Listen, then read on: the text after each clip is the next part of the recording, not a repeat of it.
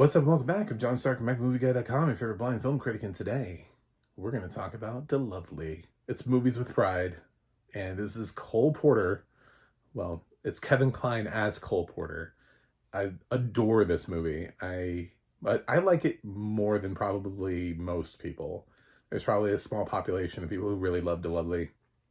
Um, I really wanted Kline to get the nomination. I thought he was delightful and lovely. This was a tough year for actors, 2004. I wanted to do a anniversary thing for it last year, but honestly, I waited for this moment. I remembered, I was like, last year I was struggling with Movies with Pride and trying to find, and I was like, this would be a great movie for Movies with Pride for next year. So I pushed it, and I didn't do an anniversary release of it so that I could do it. It's been on my list of things that I wanted to review for this June for this Pride. And it does have audio description, but it's that crappy Amazon TTS audio. I can't recommend it for I'm sorry, my blind people that are here. It's not good. It's not even a good TTS track. Like, some of them are written well, but it's the TTS voice that you have to get over. This is one of the ones that isn't even written well. So it really just doesn't offer much. I've seen the movie a bunch of times visually. I own it on DVD, and I can tell you that the visuals in this film are not relayed at all in the audio description. In my opinion, going from sighted to blind, the audio description did nothing for me. I could have watched this without audio description and had the same experience. It really very briefly will tell you somebody's in a room or something like that, but it's so unimpactful. Anyway, click like and subscribe because I'm developing a cult following here on my channel. And it's Pride Month, and I'm reviewing films with pride. So DeLovely is now 21 years old. Old enough that Cole Porter would date it. Or too old, I don't know. Anyway, so I don't know how people feel about. I'd love to watch more things about Cole Porter from a documentarian standpoint, like the breakdown of his life.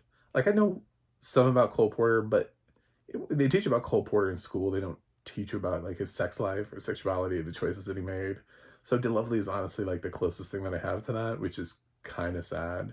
I realized I should read a book about Cole Porter. I love his music. Birds do it, bees do it, even educated fleas do it. He's just got a great catalog.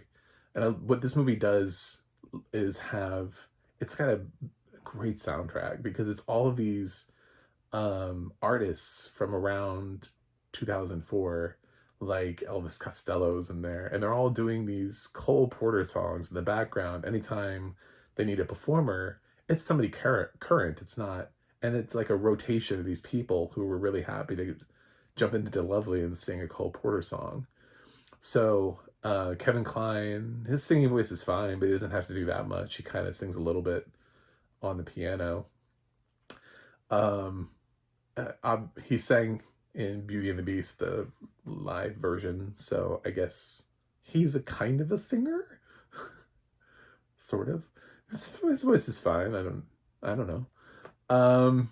Ashley Judd is here as his partner in crime, as a beard, but she knows she's a beard.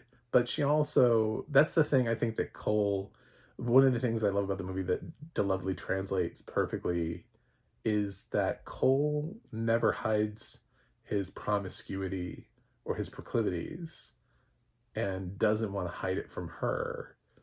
When he starts dating, he's captivated by her. There's something about her. There's this thing about her that, and even though he's pretty sure he doesn't like her as much as he likes the men that he's around, he does enjoy her. And I think the film does sort of a tribute to how Cole Porter might have actually felt about her as a person, actually just enjoying somebody, and it not being, romance is often represented as this great sweeping thing where people, want somebody runs to stop somebody from leaving on a plane, and they're running through the airport and don't go, I love you. It's like there's some big swelling, but there's also these sort of like complicated uh things where it's just somebody feels like they're a part of you. And it's kind of like that's what it feels like for Cole is as the movie progresses, is that partner really is the right word. I've always liked that word because it feels like, we use it for a lot of things. The LGBTQ community uses partner a lot. But it's it it's the sense of equality. There's not like it's like one, you can't do one without the other. Like there has to be somebody with you in order to do it. And that's what comes through in this, is that Cole feels like he has a partner in life. And the fact that towards the end of the movie she kind of sets him up because she's dying of lung cancer faster than Cole is getting through his illnesses, that she tries to set him up with somebody who thinks would be good for him. And he's not even really worried about that. It's like, it's nice, whatever, but that person's not going to be the partner. That person's always just going to be like just like a thing, like a replacement, and always feel like a replacement that's just there. I think we see him with men in the movie, and I think even a version of DeLovely that pushes more into his relationships and stuff. I don't know if seeing like an R-rated version of DeLovely necessarily there's something that's very light that feels a lot like the kinds of things that Cole Porter wrote and made in those movies back in the day, and Night and Day, and those kind of things. It feels like it has a style that matches the kind of thing that Cole was doing at the time. So sometimes we have a tendency to show the sordid activities up front and in people's faces. But I've always loved the style to DeLovely. Just, it feels like a musical without being one. But it's about a guy who wrote stuff for musicals, and we get to hear all this great music. And I just think it's a lovely balance. I don't know. I'm trying to come up with all the reasons why I've loved DeLovely for so long. I think Kevin Kline is great in this. He gives just like such a beautiful performance. He's reflecting on his life and seeing himself sort of as a younger person, and then also like as an older person. I do remember from seeing he can't play piano for shit, and his piano playing is so fake. I think you see it. They try mostly to hide it, but he's not playing the piano. Some actors can. Ryan Gosling went to great lengths to learn how to play for La La Land, but Clint Eastwood can play the piano. And there are some actors who actually can and do when they sit down at a piano. And Kevin Kline is not one of those people.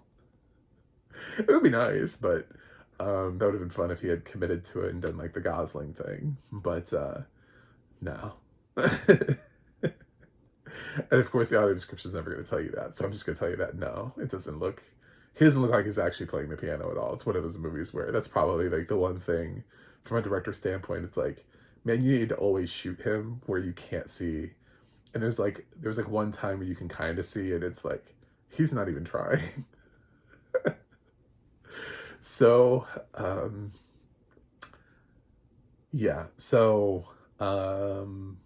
DeLovely is DeLovely. I don't know what else to say about it. It's a film that I'm just sad that it just came out in 2004, and just 2004 was a tough year for film. I actually remember at the time, because I used to have an Entertainment Weekly subscription, and they highlighted the problem with the Best Actor race, and they highlighted like 20 great performances that all could have been in the Oscars, and he was one of them. And they highlighted like everybody from that to Jeff Bridges for Door on the Floor. There was Javier Bardem for like The Sea Inside. There were a whole bunch of people who didn't even get nominations, and they're all in these movies. And Jim Carrey, this is the year that Jim Carrey didn't get a nomination for Eternal Sunshine of the Spotless Mind. So there are so many people that could have been swapped in and out that it's hard to say, would I have swapped in Kevin Kline at the end of the day? I don't know, but it's a great, that year was sort of a great reason why maybe we should have not a hard, fast rule where it's always 5. Do we want to recognize the best? And if it's a great year for film, Shouldn't we be allowed to go to 6 or 7 or something? I don't know. Have a more flexible level of nominees. Anyway, uh, that's it. DeLovely, I adore this. I adore everything about this movie. It's a desert island movie for me. I actually had the poster up in my room for a long time. DeLovely, of all movies, like you come in and you see like you'd be like, okay, so you've got Dark Knight, got some X-Men movie. I had like an Iron Man poster. I had some Pixar posters. I had like Ratatouille and Up, and then I also had DeLovely, and I don't know if it was like revealing for me. It's like, hey guys, I'm gay. I have the Cole Porter movies on my wall. Look at that. But I also just love music theater, so I've always loved Cole Porter, and I just love this movie a lot. I'm giving it an A+. It's a desert island movie. It deserves it. So thanks for watching. Thanks for subscribing. If you haven't seen DeLovely and you can see, please do. Just wherever. If you're blind, I cannot recommend that TTS track for you. Do not waste money on it. It is abysmal. It is abysmal. Maybe and the funny thing is I can never just undo and stop remembering the, like, I don't know, 8 times I saw it before losing my vision.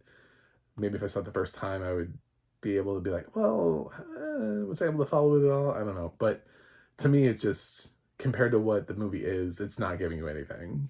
So thanks for watching. Thanks for subscribing. I'll see you guys on the other side.